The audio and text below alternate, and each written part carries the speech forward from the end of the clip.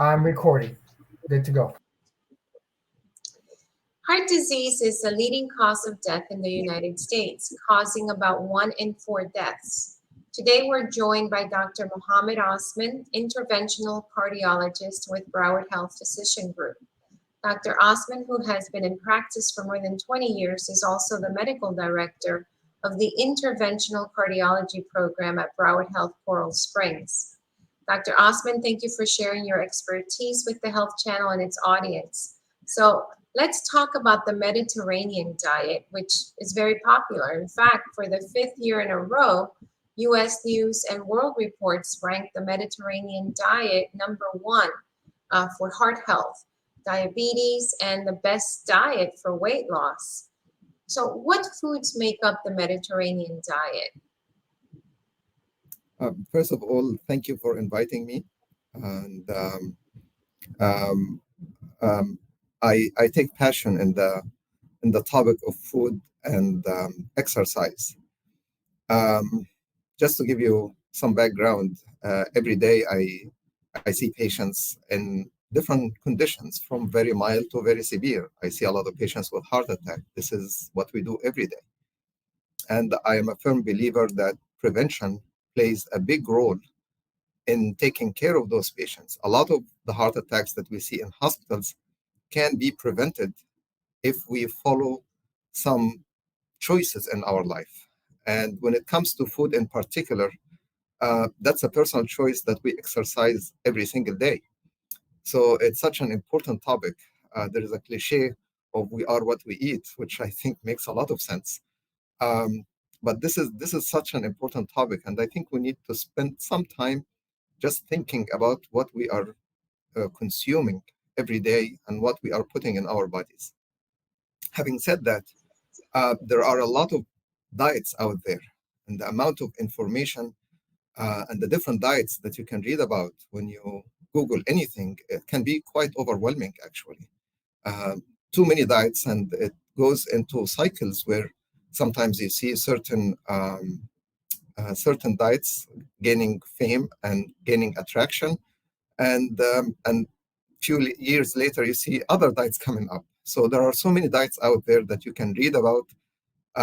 And again, there's a lot of information. It can be quite overwhelming. But I think overall, they share some basic concepts. One of the concepts, before I talk about Mediterranean diet in particular, that I want to touch on is the concept of individuality. As an individual, what works for other people might not work for me. So this is very important because we are making general statements, but the listener at the end of the day will make choices that will be good for their own case. So we really need to remember that. The concept of individuality. There's the concept of preference. So for example, if somebody doesn't like to eat avocado, I cannot force them to eat avocado. So there is the concept of individuality. There's the concept of preference. There is the concept of culture. There is habitual factor. Sometimes there is a religious factor. There is definitely an economic factor. So there are so many factors that goes into our choices of food. So just that to start with. Another point I want to touch on, which I think is equally important, is the concept of adherence. So let's say I choose a diet, and that diet is very helpful and useful, but for whatever reason, I cannot adhere to that diet. So that diet automatically is not going to work for me. Another concept is the concept of maintenance. So let's say we go in a diet, we achieve our goal of whatever our goal we set for ourselves. And then after time, many people will slag behind and cannot maintain what they did. And then they will go back to square one. So there is that concept also of maintenance. There's also special conditions that we have to be mindful of. For example, with Mediterranean diet, we recommend that people eat a lot of nuts and seeds. If somebody has certain conditions, like nut allergy, for example, that would be a very bad choice for them. If somebody has a condition called diverticulosis, that would be also a bad choice for them. So for the listener, when they hear things or read things either on media or on the internet, that concept of taking that particular diet or particular recipe and apply to your own case, in my opinion, is very important. Another point that is frequently missed is the issue of mental health and how that affect our feeding habits. Whether it's a depression or an anxiety, that can affect the way we eat significantly. And there's also the issue of sleep and the quality of sleep we get. So there are just so many factors that goes into this, and we need to be that idea of one size fits all is just not it's not going to work for everybody. Everybody has to make specific choices that fit their own condition. Now, having said all of that, let's go back to the Mediterranean diet. So it's a diet. There is no unified definition of what a Mediterranean diet is, but it's a common foods that are consumed by countries sharing the Mediterranean basin. And usually these include vegetables, fruits, beans, nuts, olive oil, lean meats. Um, so that's a common factors in all of these different Mediterranean diets. Yes, it's so interesting. Going back to the explanation you gave us at the beginning of your response, in terms of, I want to follow up with this, in terms of an individual wanting to go on a diet. So based on what you said, what would you recommend it would be the first step? Is it to go see their doctor?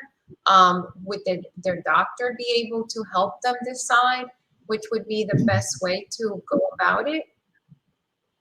Yeah, different ideas. Everything I'm saying today is just different ideas, different recommendations that everyone can use at their own convenience. But I think some people will find some ideas helpful to their own specific situation and some people will not. So just take what I'm saying as a general statement, and I will keep emphasizing individualize that advice to your specific situation. Now, if I want to start a diet, a good starting point is your physician. However, usually with physicians having limited time to see patients and having a lot of patients and I think they will do a good job in initiating a discussion, but that's not the ideal situation. In my opinion, an ideal setup would be talking with a dietitian, because dietitian, this is all what they do. They have a lot of knowledge, they have a lot of experience, and they can guide patients through different choices. So that's one thing. The other thing, find what works for you. People can take charge of their own health choices. They need to be empowered to make those decisions and choices and use your doctor or your dietitian as a resource to help you in making those decisions. But at the end of the day, everyone should be empowered to make those decisions for their own situation. Yeah, a lot of folks practice intermittent fasting and they swear by it in terms of losing weight. Is it healthy? Is it harmful?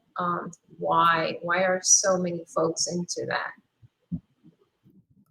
Actually, I like the idea of intermittent fasting. And for people who don't know what that is, there are different ways of practicing intermittent fasting.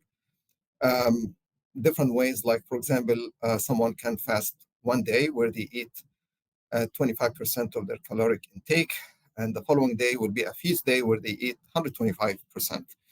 Or you can fast for a number of hours per day. Some people will eat for 8 hours and then fast for 16 hours.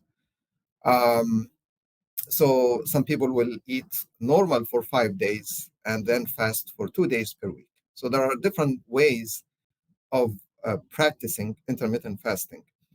The idea when you think about diet is controlling what you eat. The idea of intermittent fasting is controlling when you eat. So it's just a different way of looking at food. It gives flexibility to patients if they want to eat particular um, food, because in general, the idea is when you eat regularly, you burn the calories that you take. And when you're fasting and there is no calorie intake, you start burning your own fat. So it does work for many patients. But again, let's go back to the concept of individuality. That's not good for everybody. It's good for many people, but somebody like diabetic patients, for example, that can be quite problematic for them because diabetic patients can be using oral diabetes medications or insulin injection. And if they fast for a prolonged period of times, that can lead to um, uh, blood sugar to bottom down, and that can be quite dangerous. So again, the concept of individuality is very important.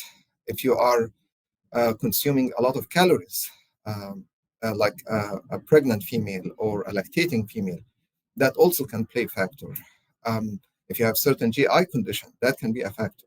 So as a general statement, I like the idea of intermittent fasting. I think it works for many people. But again, keep in mind the concept of specific cases. Another point about intermittent fasting is you can start it and then adjust based on how you feel. For the most patients, in the first 2 to 4 weeks, they will feel not so well. So they can get headaches, they can feel cranky and moody, they can have sleep disturbances. But luckily, that lasts for only 2 to 4 weeks. And after that, people can start feeling the benefits of intermittent fasting. So as a general statement, I'm in favor of that. And so we've been talking about dieting, and we've been talking about eating, and of course we're talking to you, a cardiologist. So what is the correlation of your diet? What's the correlation of your weight to your heart health? Oh, I cannot overstate it. It is incredibly important. And that's why in the beginning, I used the cliche, we are what we eat. I have the advantage of looking into people's arteries almost on daily basis when I look at their angiogram pictures. And believe it or not, I can sometimes, many times actually, I can tell whether a patient has a certain kind of food or even diabetes. Sometimes we do emergencies and we don't have enough time to talk to the patient. But just by looking at their pictures, I can tell if they are diabetic or not. I can tell if they are heavy smokers or not. Sometimes I see patients in the office, I meet them for the first time, and I can look at their skin and I can tell whether they are smokers or not. So what we consume affect us greatly. I cannot just overstate that. Now, I like the Mediterranean diet. I like the idea of eating vegetables, fruits, beans, nuts, lean meats, olive oils. I think all of that is helpful as long as we keep in mind how we consume that. As an example, there's the concept of how much I'm eating and the quality of food I'm eating, the concept of quantity and quality. For example, let me use that example. I like that one. A sumo wrestler, okay? They eat up to 7,000 calories a day. Okay, that's a humongous amount of calories that they consume on a daily basis. On the other hand, they exercise on average 5 hours a day, which is a lot of exercise. So they do well for quite some time. And there are very interesting studies to look at their visceral fat and subcutaneous fat and so forth. But what happens when they retire? When they retire and they stop exercising, and if they maintain the same feeding habits, bad things can start happening. Some studies suggest that sumo wrestlers live 10 years less than an average Japanese citizen. So what we consume, how much we consume, the quality of food we consume. If I'm eating, for example, fried food, fried meats versus grilled or lean meats, it's a protein in either case, but the quality of that protein is different because how I'm eating it, whether it's fried or grilled. So all these factors has to be kept in mind. Obesity is a major issue in our country at this time. Why? The incidence is high. It can affect your heart condition in many ways, like coronary artery disease. It can affect you in terms of heart failure, arrhythmias, even sudden death. It has been linked to heart attacks and strokes. So it has quite a negative impact on the heart. It raises your incidence of high blood pressure, diabetes, cholesterol. All of these are risk factors for heart disease. So it's just an incredibly important topic. We can spend hours talking about. So you mentioned high blood pressure. Let's talk about high blood pressure. What causes it, and what would be the ideal blood pressure range on the high and then the low? Because there's two that are measured. And lastly, and most importantly, what are some tips for managing it? So high blood pressure, usually what we counsel patients about, that an ideal blood pressure is less than 120/80. But again, when you start having high blood pressure, there are different stages, stage 1, stage 2, when the blood pressure is ranging between 130 to 139/80 to 89, and then when it goes above 140/90. But ideally speaking, we like to see the blood pressure less than 120/80. What causes high blood pressure? The most common form is what we call essential hypertension, which basically we don't know what causes it, but there are factors that can increase your chances of having high blood pressure, including age, including race, including obesity, including alcohol consumption, including drug use, including certain medications. So there are different factors that can make it worse. That's the most common type of blood pressure elevation, which we call it, again, essential hypertension. There is a second kind of elevated blood pressure. We call it secondary hypertension, which is hypertension related to a specific disease, whether it's a congenital vascular disease, whether it's a specific kidney disease, whether it's certain tumors in the adrenal glands, and so forth. So, but these are less common, much less common, and usually your doctor will help you out to sort out which of which. So that's a general idea about blood pressure. Now, how best we treat it? High blood pressure has been linked to heart disease in many studies. So we like to treat it, and we like to treat it aggressively. However, again, to look at blood pressure issue in terms of medications only will be a short-sighted approach, in my opinion, because I think let me give you an example. Maybe 3 years ago, I saw a lovely lady in the office, and she came to me for a second opinion. She was in her 50s, and she was on 4 blood pressure medication, 4 already, and the blood pressure was still not well controlled. And she came to see me to see what we can do to get her blood pressure under control. And after doing different investigation to make sure that there is no one of those secondary causes for her hypertension, we started her on a good feeding program, in addition to, I will say, an aggressive style exercise program. And within 1 year, she was down to only 1 blood pressure medication. And I see that in my practice over and over again. The way we eat, the way we mobilize our bodies can have significant impact on our blood pressure. So rather than having a knee-jerk reaction and keep adding a medication after the other, I like to do other style of approaches, comprehensive approach, where we use the food, we use exercise, sleep, in combination with medications, mental health, if needed be, as a comprehensive approach to deal with this problem.